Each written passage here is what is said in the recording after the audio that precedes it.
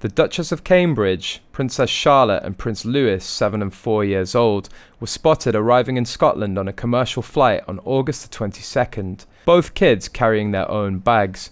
No fuss whatsoever. On the other hand, a 37-year-old man who is afraid of cameras sits in a private plane while waiting on his staff to bring his bags. Harry was spotted arriving for a flight on a private jet to set off for a one-day polo match before the aircraft sat idling on the tarmac for at least 30 minutes as it waited for his staff to arrive in a gas-guzzling SUV to drop off his polo kit. The same Harry who constantly whines about the environment, who preaches about making a difference and the need for urgent intervention to halt climate change, is taking a private jet to set off for a one-day-only polo match. Harry, who regularly preaches about his views on the climate crisis hitting the world, arrived at the airport close to his $14 million Montecito home in an electric Audi SUV. The two men were then seen ferrying Harry's green kit bag and mallets to the plane in a golf cart before placing them in the cargo hold.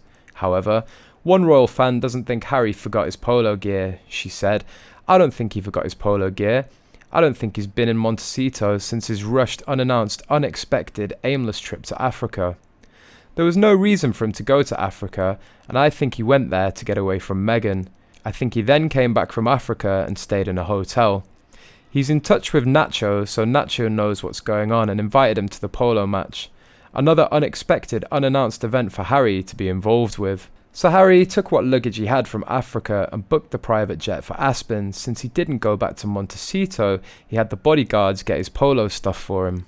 There's so much weird stuff going on with him, and the controlling claw nowhere to be seen, so I believe this is their first separation. Maybe it's just a cooling off of some kind, but it seems to me there's some serious trouble in paradise. I think it's the beginning of the end. It will be interesting to see their interactions during the UK trip.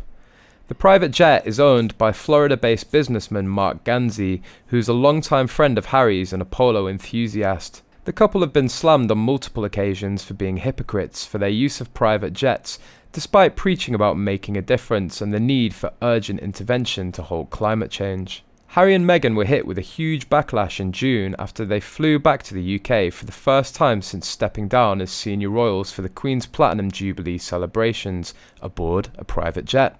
Harry's hour-and-a-half trip to Aspen would have emitted more than 6 tons of carbon dioxide for the one-way trip, and just over 12 tons if he takes the jet on his return flight. The prince has previously defended his use of private jets and insisted that 99% of his air travel is via commercial flights. He claimed he tried to balance out the effects of private flights by offsetting his CO2 emissions in 2019. Harry took a different jet owned by a US businessman to the St. Barley ISPS Handa Polo Cup last year, boarding the $53 million Gulfstream jet to return home to Meghan and their 2 children.